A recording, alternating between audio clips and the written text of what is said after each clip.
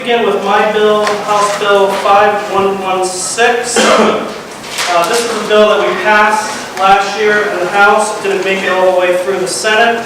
It would increase fines for knowing violations, destruction to land trust properties. Is Rupert Friday here? Rupert?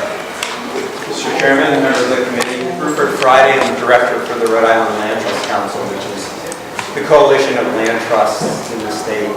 And I'd like to thank the chairman for sponsoring this legislation for us again this year. House Bill 5116, it increases the penalties for people who willfully damage protected open space. Since the 1980s, Rhode Islanders and land trusts, municipalities in the state have invested millions of dollars protecting open spaces. And a couple of land trusts have had problems with people sealing stone walls or cutting trees. And the current penalties for those activities are a little more than a hand slap. The current penalty if you steal a stone wall and you get caught and convicted is you have to put the stone wall back. So it's pretty lucrative if you don't get caught. Penalty for cutting a tree is the timber value of the tree. So it's little deterrent. This legislation is based on legislation was passed in 2006 in Connecticut that they adopted to increase the deterrence for people intentionally willfully damaging protected lands. And last year we worked with Representative Chippendale. The members of the Republican caucus had some concerns about the language, and we addressed their concerns with the amendments. This reflects those concerns, which was, as the chairman mentioned, passed last year in the House. I look forward to your favorable word. Be glad to answer any questions. Thank you, Chairman.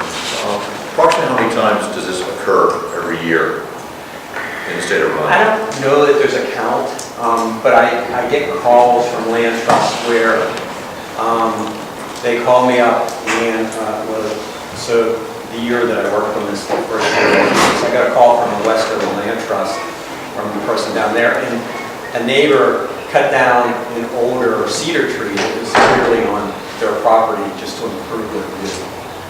So that's the kind of thing that happens, and there's really little recourse. Quinnick Land Trust had an easement on a property where the same thing happened, where a neighbor cut down some trees on this farmer's land.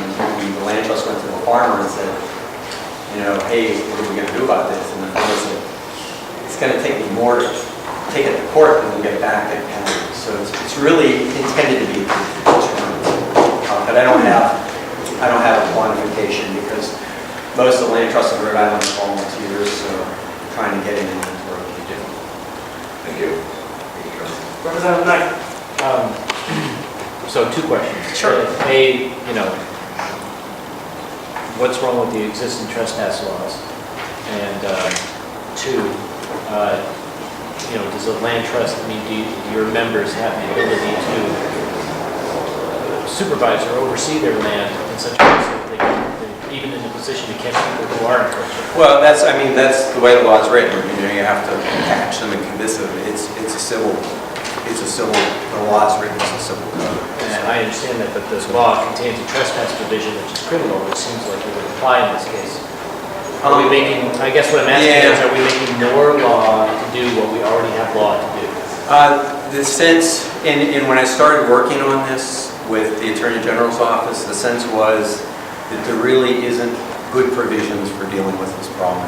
Like I said, the penalties are minor, so that there's really little recourse for the land trust to address the problems. Let me hop in there, Rupert. Part of the problem is you have someone who holds a conservation easement. They're not the owners of the land, so they have no standing right now. So this bill would allow the owner of conservation easement to Provides it. That's part of it. All right, any further questions for Mr. Friday? Thank you, Rupert. Thank you. We hear from Meg Kerr from the Audubon Society. Thank you, Mr. Chairman, members of the committee. My name is Meg Kerr, and I'm the Policy Director at the Audubon Society of Rhode Island. The Audubon Society supports this bill. We're one of the largest land trusts in the state, own a lot of different properties, and you're probably familiar with some of the large refuges that Audubon owns, but we also own a lot of small lots around the state. Brooke McEntee is familiar with some of those in her district. And when I asked my director about this bill and how it applies to Audubon, he cited examples of where we have coastal properties and the next back property owner wants a clear view of the waterway, whatever it is, and they clear Audubon property to give them an unobstructed view. And it is sort of an ongoing issue for Audubon on some of the properties that we own. And Larry Taft, our director, said that for many developers, they just sort of view that as the cost of doing business, doing that development.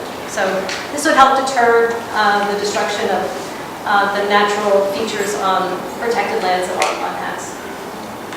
Thank you. Any questions from Representative Price? Thank you, Chairman.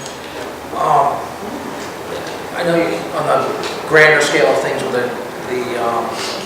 developers encroaching and doing large-scale damage, but as far as just encroaching, causing, making trails or damaging vegetation, if someone owns property that's abutting state or preserved property and they just, like to walk down to the river, and, maybe, chop, fallen, small tree that's in the way and walk down the river, and then, eventually they're going to create a path. I mean, is that going to be considered? I think Audubon would have to see that it was damaging the natural values of the property. But I do not run the conservation program for Audubon, so I couldn't make that call. What Larry was talking about is large trees being cut down, mostly that were obstructing views. So I think those are natural features that have some real value. Yep, okay, thank you. Yeah. Thank you. Any other questions for Meg? Thank you very much. We have received written testimony from the Rhode Island Land Trust Council in support, as well as the Audubon Society in support of this bill. And that will conclude testimony on House Bill 5116 by myself.